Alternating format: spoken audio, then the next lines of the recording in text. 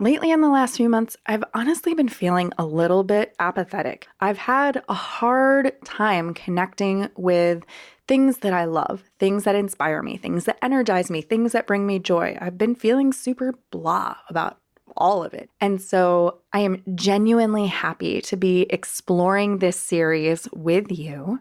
And I'm curious, how do you feel about your own voice? Is it a tool that you feel like you have command over? Is it something that feels vulnerable? Do you enjoy speaking or presenting? Does it make you feel nervous? Do you never really think about your voice? It's just a thing that comes out of you when you need to use it. You're listening to The Creative Imposter, episode number 81.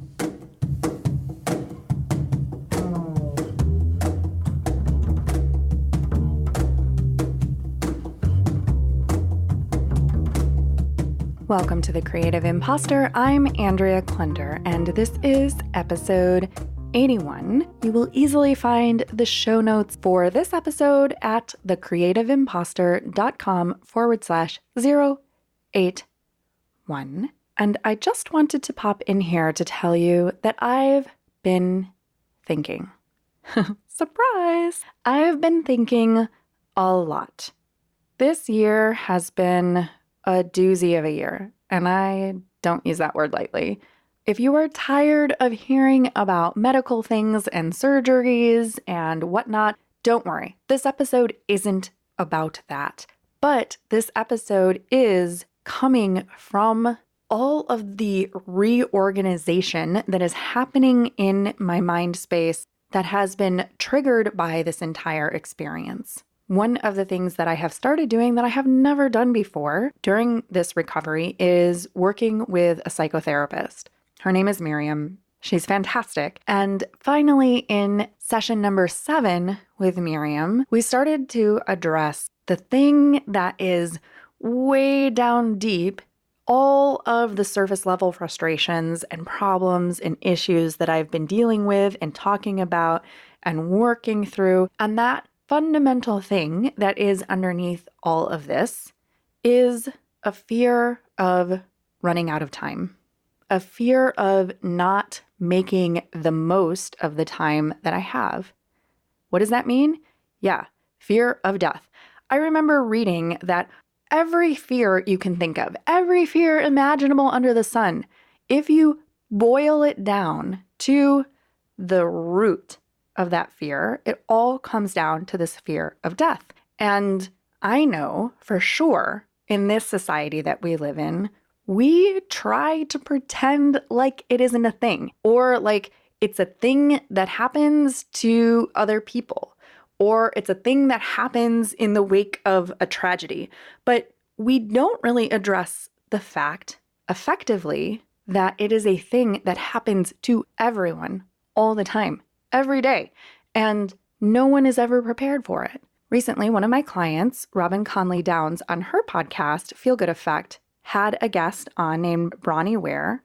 And Bronnie is best known for writing this book quite some time ago called The 5 Regrets of the Dying, a book that I would probably never pick up because I would imagine it to be really heavy and really difficult to read. Bronnie's book has a new edition coming out, and so she's been making the podcasting interview circuit. And as I was editing Robin's episode and listening to Bronnie speak right after having this therapy session, where we were talking about the fact that most people at age 40 haven't yet confronted the fact that you are not guaranteed another 40 years of life. You are not guaranteed another week of life. You are not guaranteed another day.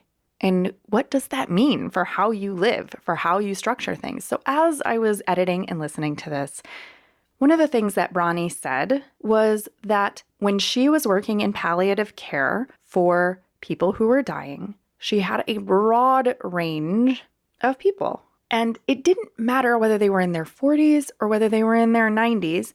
All of them were surprised to find themselves here at the end of life, with not much time left. It didn't matter how old they were or how many years they had had. They were all surprised to find themselves here. And so I was thinking, what would it take for me to, no matter what age, no matter how soon or how far away, for me to be able to say, wow, what an awesome life. Wow, I really feel that this was all worthwhile. I really am content, happy with the life that I've had, that I wouldn't be sitting there feeling like I had missed something. And I don't know the answers to this.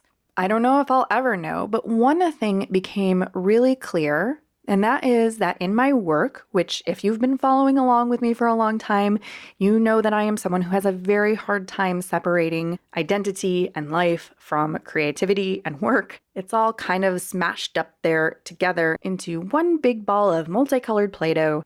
But one thing that is probably the most important thing about the work that I do and the work that I want to be doing is that it all centers around the voice. This should not be a huge light bulb moment. I grew up singing. I remember my first solo being at age 4 when I sang "The Sun'll Come Out Tomorrow" from the musical Annie at the mother-daughter banquet at my church.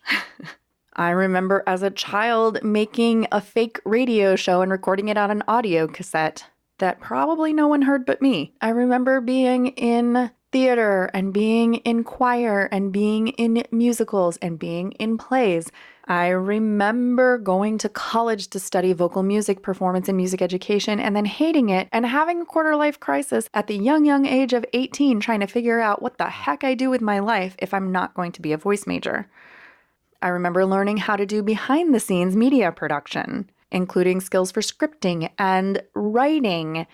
I remember moving to Chicago and starting out in the ticket office at the Lyric Opera of Chicago, and then working behind the scenes in production and tech, feeling like I didn't have a creative voice even though I was around all of these creative people, getting back into acting and performing, and then learning how to use my voice as a yoga and meditation teacher. And then circling all the way back to media production and using my own voice to make podcasts. And now here I am producing, editing, coaching, and consulting for other podcasters and pod dreamers. And now in October of 2019, I will be co-facilitating a panel workshop on how to fall in love with your voice as a podcaster at She Podcasts Live in Atlanta, Georgia. So yes, no matter what format it takes on, it's all about the voice. And so we are embarking here on The Creative Imposter on a journey